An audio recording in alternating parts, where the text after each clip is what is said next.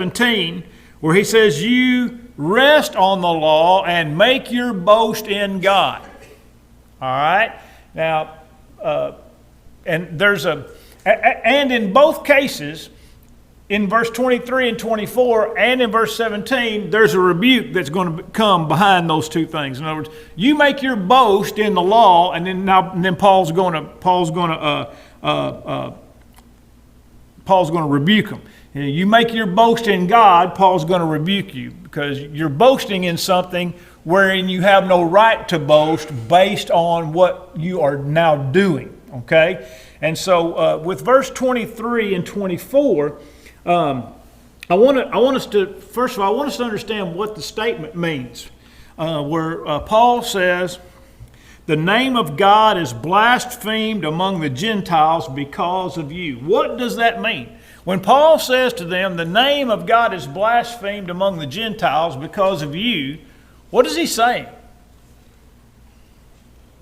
He's saying that these people are boasting of God and how great he is, and that the Gentiles were looking at him, and this guy can't be very important because they don't even follow what they're talking about. That is the crux. That is the crux of the matter right there. They've made their boast in God. And yet people that are in the world, for them, the nations, the Gentiles are looking at them, and they're like, you're making your boast in God, and apparently he doesn't mean that much to you based on the way that you're living.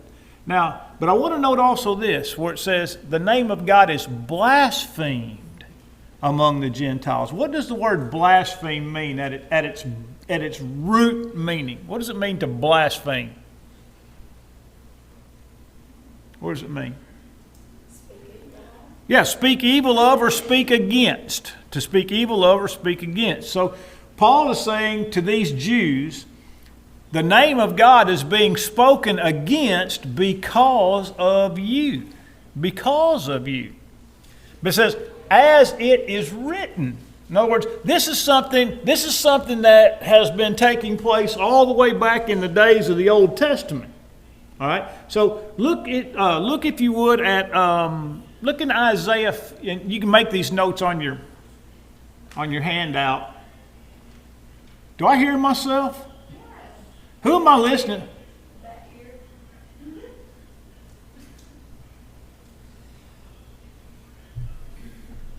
That is really distracting.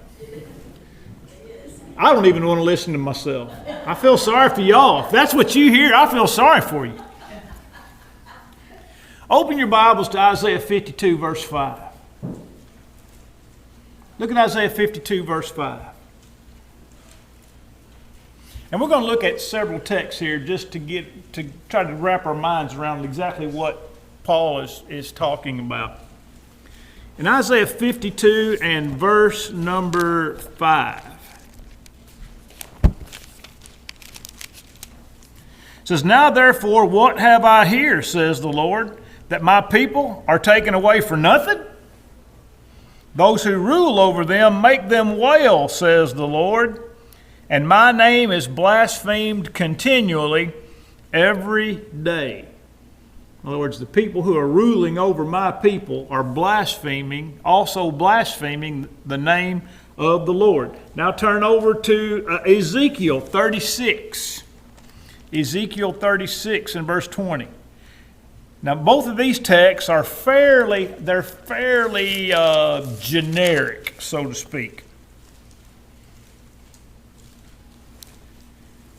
Verse 20 of Ezekiel 36 gets a little more specific. It says, when they came to the nations, wherever they went, they profaned my holy name. Now, that's talking about Israel. They is Israel. When Israel went to the nations, wherever Israel went, they profaned my holy name.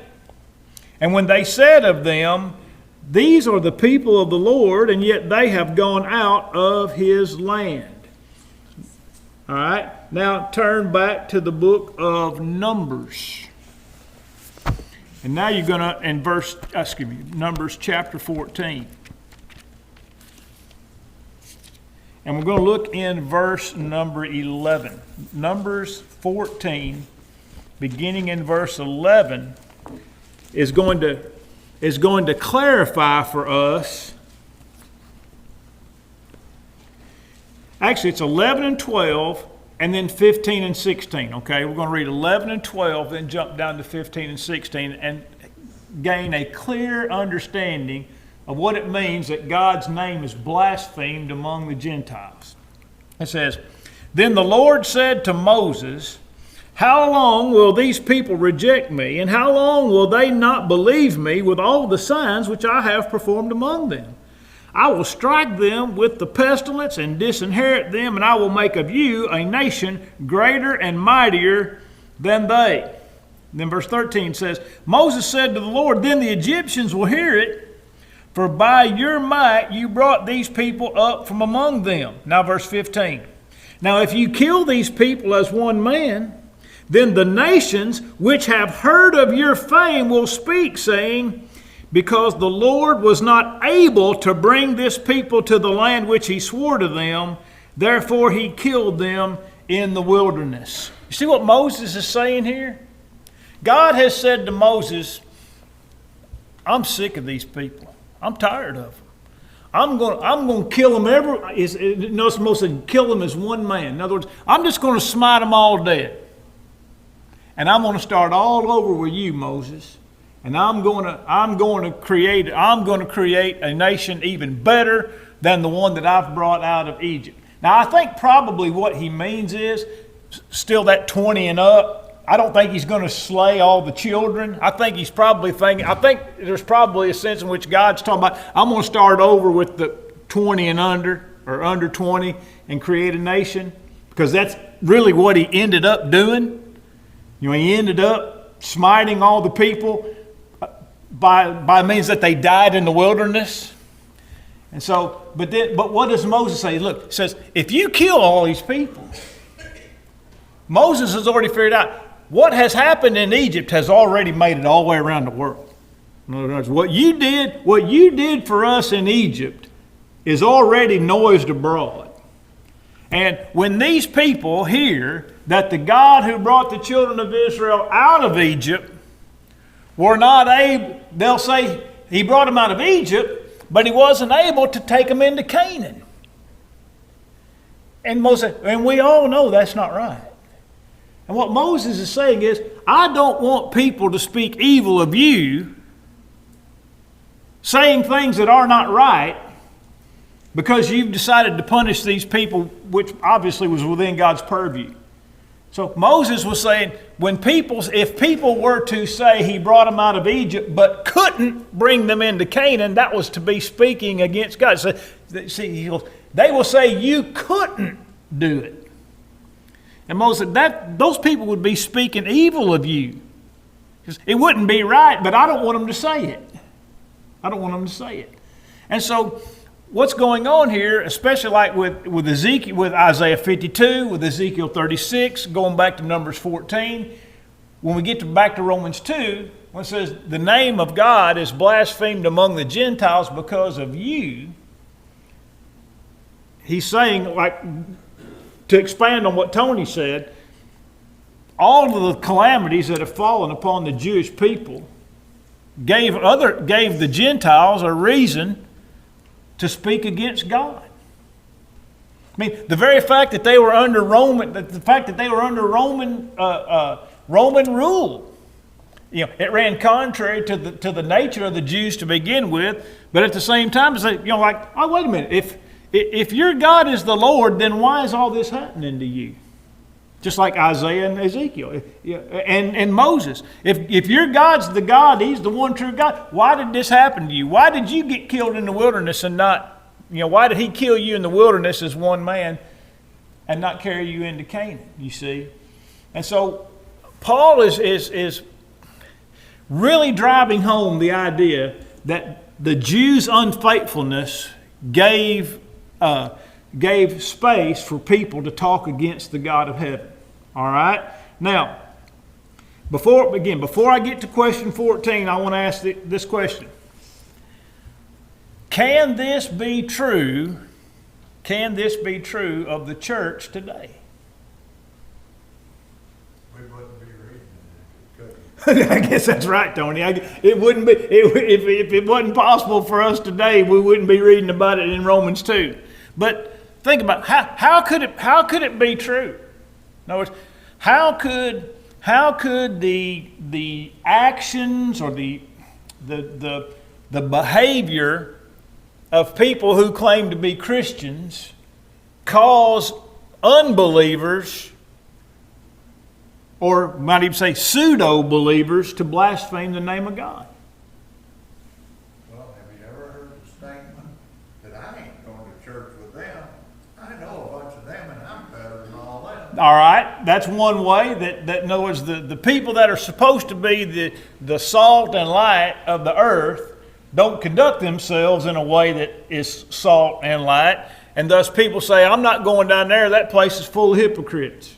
Now, is that a valid reason? No. But is it a real reason? Yes. I saw a sign, and it was the church at Eldridge. And I remember this has been 30 years ago, but it said, if you let a hypocrite come between you and God, he's closer to God than you are. That's pretty good. That's pretty good. Ultimately, it won't do either one of them any good, but it is true. It is true. All right. So, what about another thing? What about another way? How could the church cause people to speak against the name of God?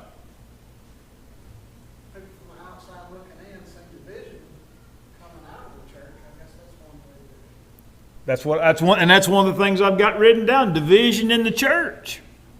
Division. I mean, for example, what is the plea of the church with regard to division? It's supposed to be unified. All right. But if the church is not unified, then what the church claims and what the church demonstrates to the world is not the same, right? So, what's another way? What's another way? If they're the true church, why are they declining? Yeah, that's a good one. If it's the church, why are they in decline? By the way, we spent a lot of time in St. Louis talking about that with our evangelism seminar. Why are churches in decline? And the reason, there's one reason why the church is in decline. It's not evangelistic.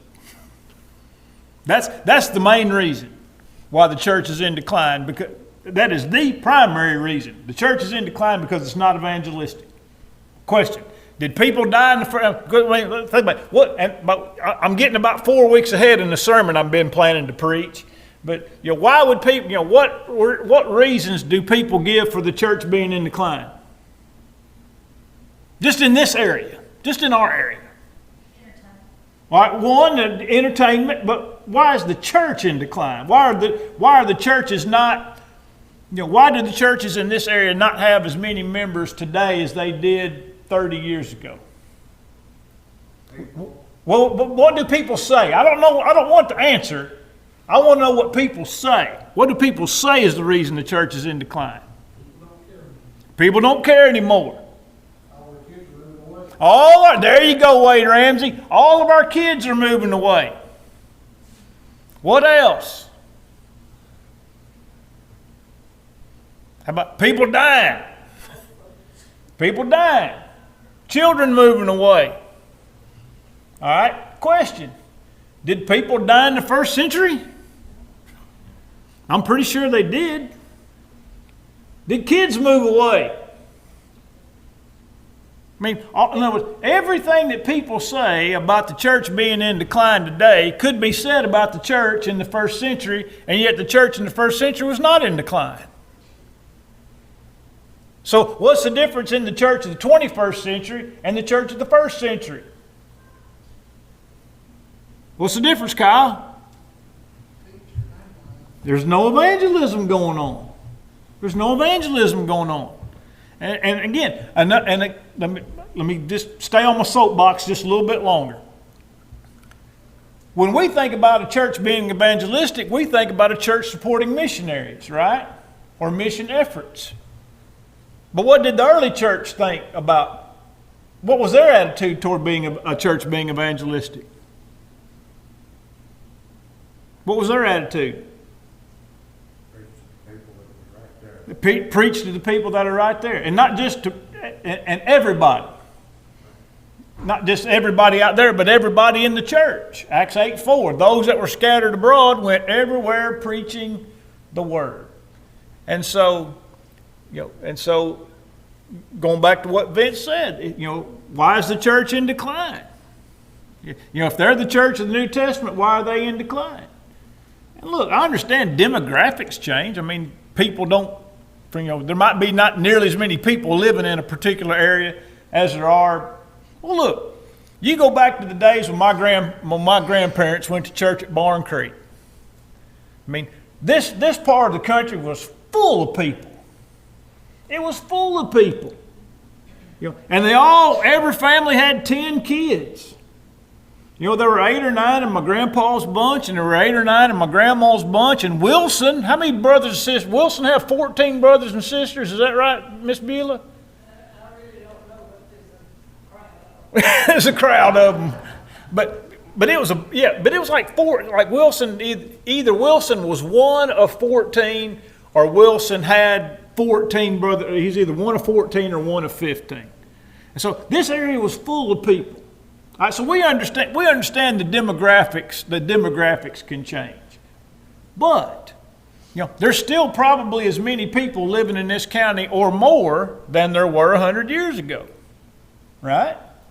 As a county, and people have the means. Like you got people like, well, why is Barn Creek 2.5 miles this way, and at that time Burleson was just on the other side of the bridge. Basically 3 miles away, and then 4 miles down the road. Why were there 3 congregations within basically 6 miles, one from the other? Well, the reason was they built Burleson in the 1920s, because people had a hard time that lived in between Barn Creek and the Buttahatchee River getting to Barn Creek or White House when the water got up. So they built a congregation in between the two creeks. But there were literally hundreds of people in this area. Listen, when I was a kid visiting here in the 70s and 80s, Barn Creek had 120 people, and Burleson had 120 people, and White House had 150 people. There were a lot of people, so we understand the demographics change. But at the same time, we also have the means to not have to worry about when the creek gets up. Right? I mean, people will drive, people will or can drive 7, 8, or 30 miles. How far is it, Kyle, to your house? 23 miles?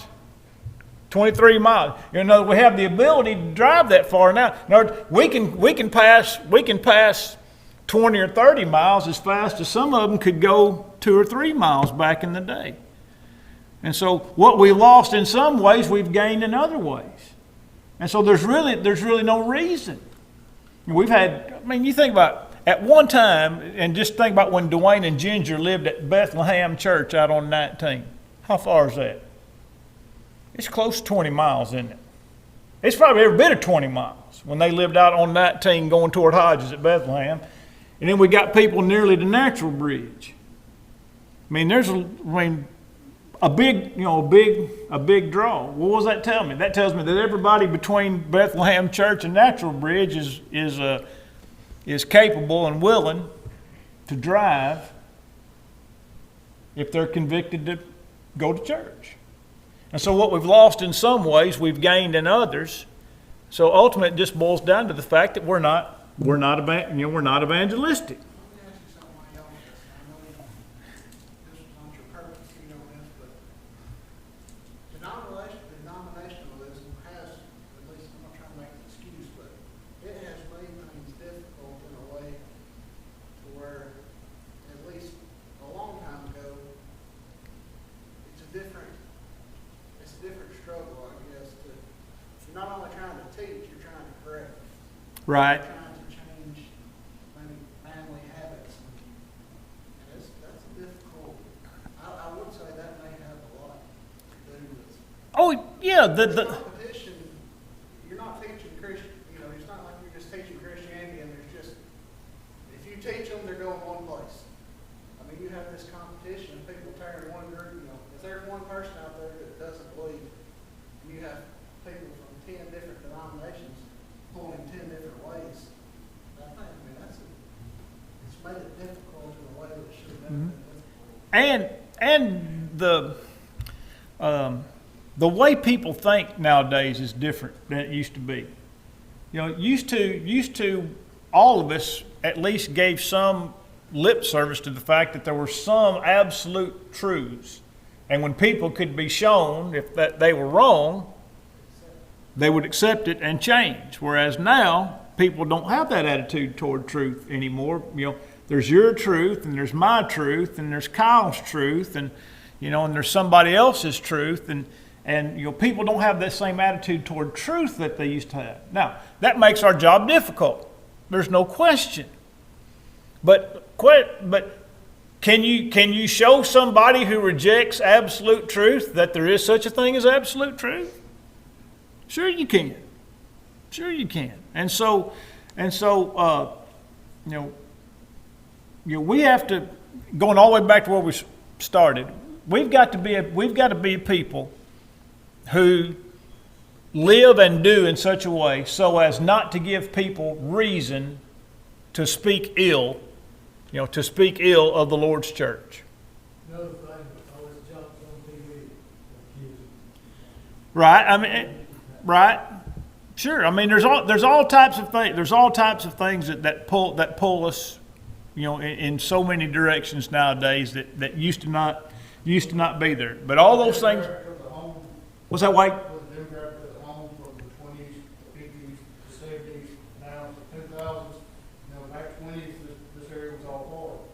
You had 10 kids, but you had 10 kids going out to the field.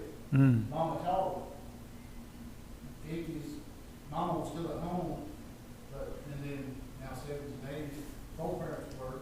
Right. Yeah. The change in the home has not been helpful. Not been helpful. All right. Now, question 14.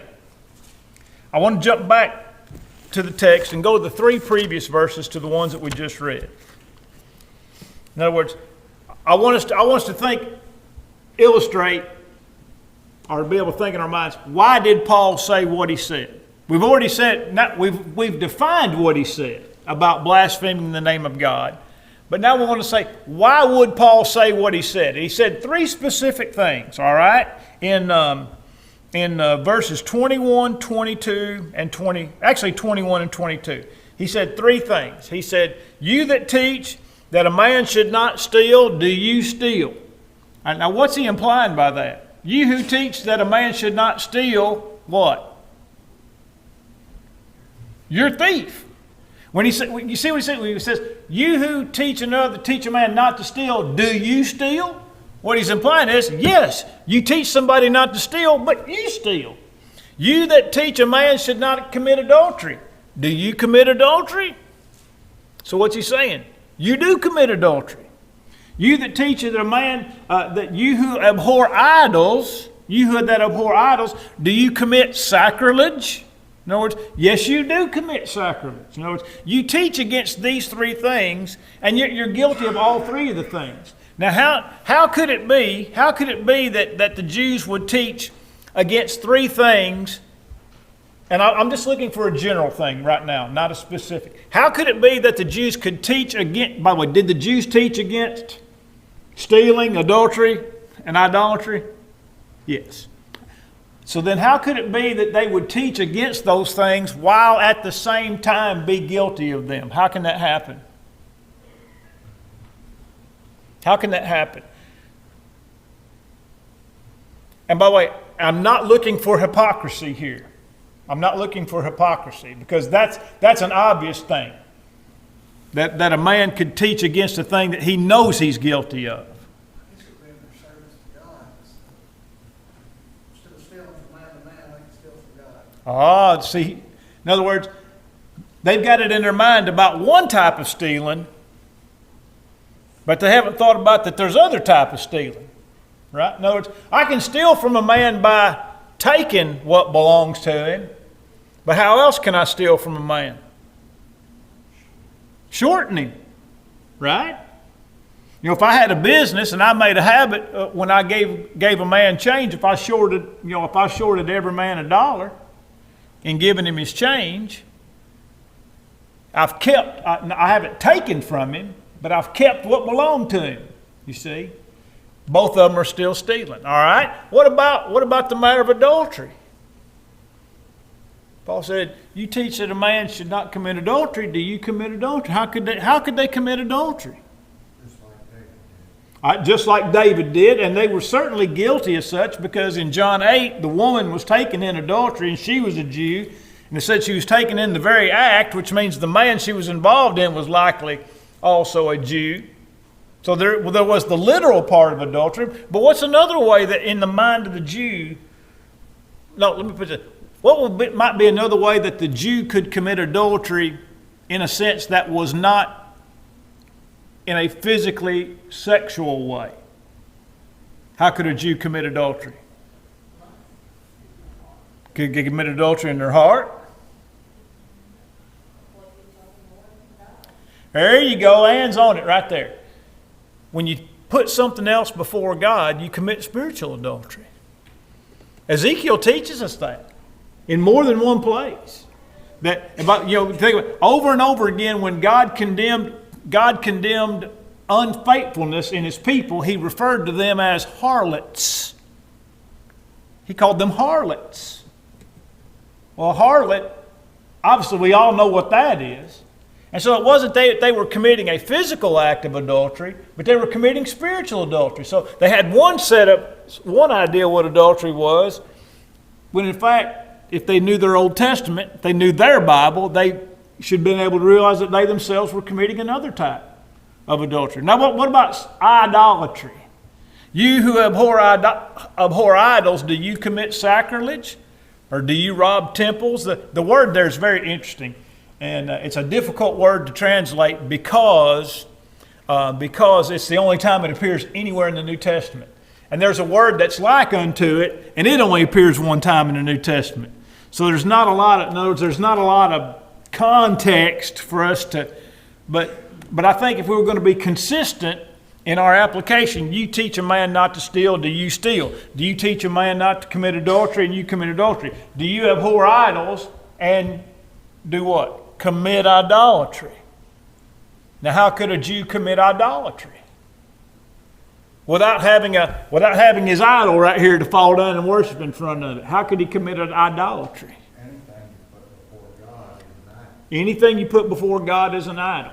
That's one thing. What is another way?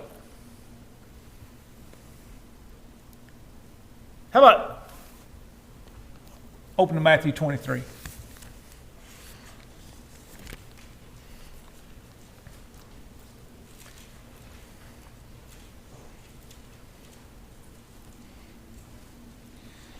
Let's read verses 16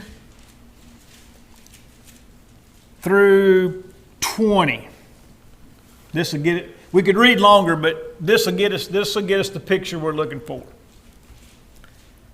Woe to you, blind guides, who say, whoever swears by the temple, it is nothing, but whoever swears by the gold of the temple, he's obligated to perform it. Fools and blind. What is greater, the gold or the temple that sanctifies the gold? And whoever swears by the altar, it is nothing, but whoever swears by the gift that is on it, he is obliged to perform it. Fool and blind, which is greater, the gift or the altar that sanctifies the gift? Therefore, he who swears by the altar swears by it and all things on it. Next verse, he who swears by the temple swears by it and by him who dwells in it. What had the Jews done? They had taken something that was important and made it unimportant, and taken something that was less important and basically idolized it. You see, they idolized the gold. They idolized the gift. When the gift was just simply something that a man had brought into the temple. And in that way they'd committed idolatry.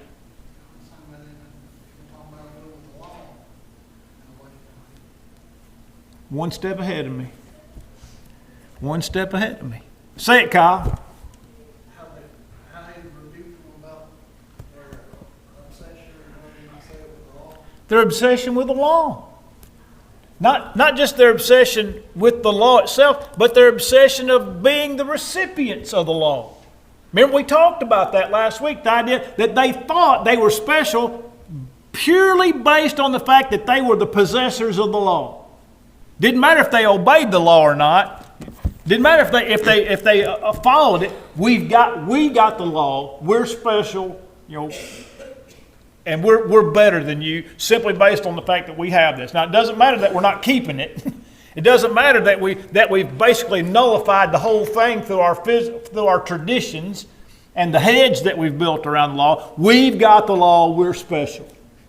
We're unrebukable. That's idolatry.